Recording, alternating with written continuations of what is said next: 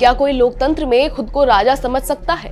क्या किसी एक नेता के फैसले पूरी दुनिया को हिला सकते हैं? इन सवालों ने आज पूरी दुनिया में एक नई हलचल मचा दी है और ये हलचल शुरू हुई है एक नाम से, नो किंग्स अभियान। एक ऐसा आंदोलन जो अमेरिका से शुरू हुआ लेकिन अब यूरोप, एशिया और पूरी दुनिया तक फैल चुका है। जी हाँ, क्या है पूरा मामला, चलिए जानते हैं विस्तार से। नमस्कार, मैं खुशी चौधरी और आप देख रहे हैं एबीपी लाइव। दरअसल अमेरिका के राष्ट्रपति डोनाल्ड ट्रंप की नीतियों के विरोध में ये नया आंदोलन शुरू हुआ है जिसका नाम है नो किंग्स, यानी हम किसी राजा को नहीं मानते। लोगों का कहना है कि ट्रंप लोकतांत्रिक संस्थाओं को कमजोर कर रहे हैं और उनका रवैया एक तानाशाह की तरह है।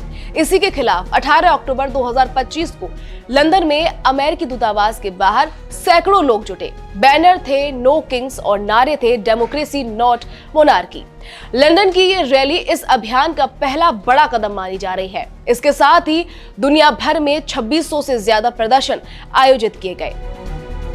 स्पेन के मैड्रिड और बार्सिलोना, अमेरिका के न्यूयॉर्क, वॉशिंगटन, शिकागो में हजारों लोग सड़कों पर उतर आए हैं।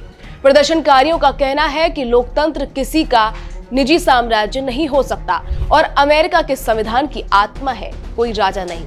ये सिर्फ ट्रंप के खिलाफ गुस्सा नहीं है, बल्कि ये लोकतंत्र को बचाने की पुकार बन चुका है। अमेरिका के कई राज्यों में शांतिपूर्ण मार्च हुए।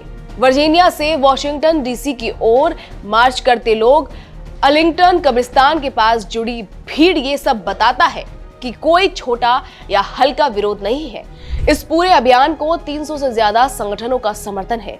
ACLU यानी अमेरिकन सिविल लिबर्टीज यूनियन ने हजारों वॉलंटियर्स को ट्रेन किया ताकि हर प्रदर्शन पूरी तरह शांतिपूर्ण रहे।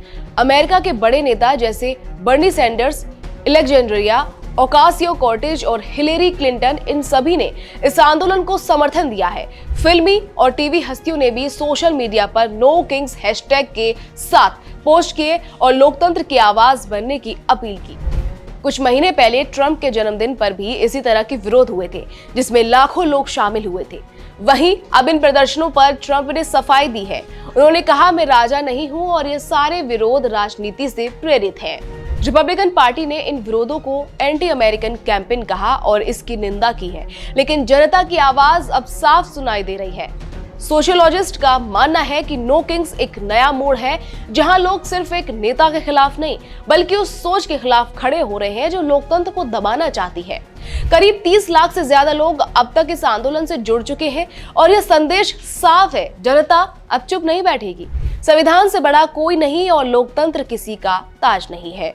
अब इस पर आप क्या कहेंगे, कमेंट करके बताइएगा। फिलहाल के लिए इतना ही।